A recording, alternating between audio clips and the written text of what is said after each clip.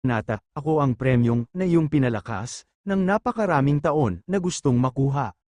Pero ngayon ay hindi mo na makukuha, sambit ni Jae-hwan, habang nagpapakawala ng malakas na saksak.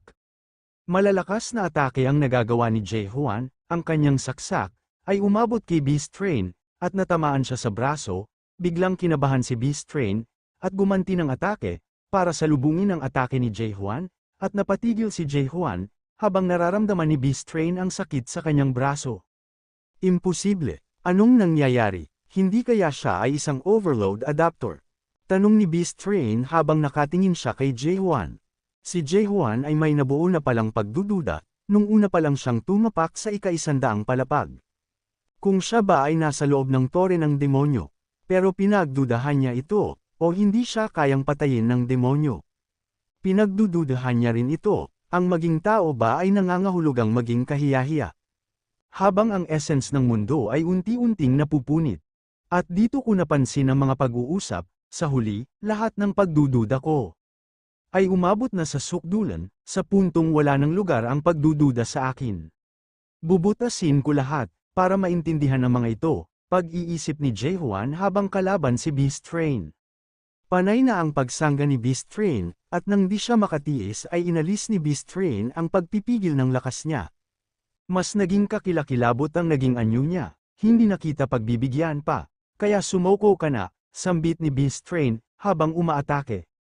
At maraming sugat ang nakuha ni Jae-hwan sa atake ni Beast Train, alam ko nakakamangha ka nga, nagawa mo mag-adapt agad sa maikling oras, pagkatapos mong matapos ang tutorial. Pero dyan na nagtatapos ang lakas, at hangganan ng isang tao, hindi ka mananalo sa akin, laban sa akin, sambit ni Beast Train. Dito ba matatapos ang lahat? Pag-iisip ni Jae-hwan habang nawawala ng lakas, pero humugat ulit siya ng lakas ng loob.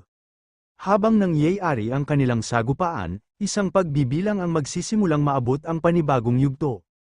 Ang pagsaksak ni Jae-hwan ay gumagawa ng bilang habang siya ay nakikipagsagupaan kay Beast Train.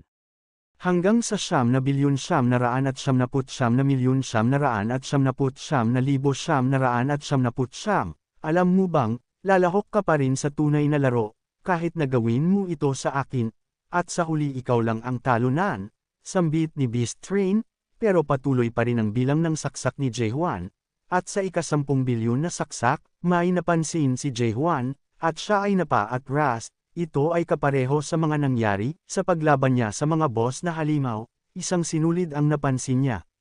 Kaya siya ay kaagad na umatake, alam na ni Jae-hwan kung saan si Beast Train papatamaan kaya